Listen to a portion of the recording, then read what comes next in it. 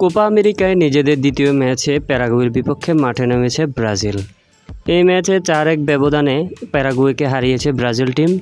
Vinicius 2টি গোল করেছেন, সাবিনো 1টি এবং পেনাল্টির মাধ্যমে পাকুয়েতে 1টি গোল করে মোট 4টি গোল করেছে ব্রাজিল টিম, যার ভিতর ফার্স্ট হাফ টাইমের ভিতরে 3টি গোল করে বসে ব্রাজিল আর সেকেন্ড হাফ টাইমে 1টি গোল হয়, ফলে 4-1 ব্যবধানে জয় পেয়েছে ব্রাজিল টিম। প্যারাগুয়ের হয়ে একমাত্র 1টি গোল হয়েছে, ডি বক্সের বাইরে থেকে জোরালো শটে এই গোলটি হয়েছে। বলা যায় অসাধারণ একটি গোল করেছে প্যারাগুয়ে। তবে এই ম্যাচে একটি উল্লেখযোগ্য ঘটনা ঘটে যায়। ম্যাচ চলাকালীন সময় একটা তরুণী মাঠে নেমে আসে এবং সরাসরি আন্দ্রে ফেরেরার কাছে চলে যায়। নিরাপত্তা বাহিনী তাকে ধরে নিয়ে যায়, ফলে শেষমেশ জানা গিয়েছে ওই মেয়েটিকে 6 মাসের জেল দিয়েছে মাঠে নামার অপরাধে। তো ভিউয়ার, এই তরুণী সম্পর্কে আপনি কি বলবেন অবশ্যই কমেন্ট করে জানাতে পারেন।